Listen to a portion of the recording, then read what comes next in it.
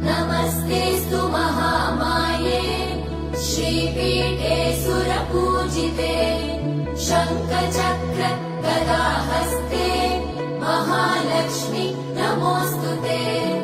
नमस्ते गरुडारूढे कोलासुरभयङ्करी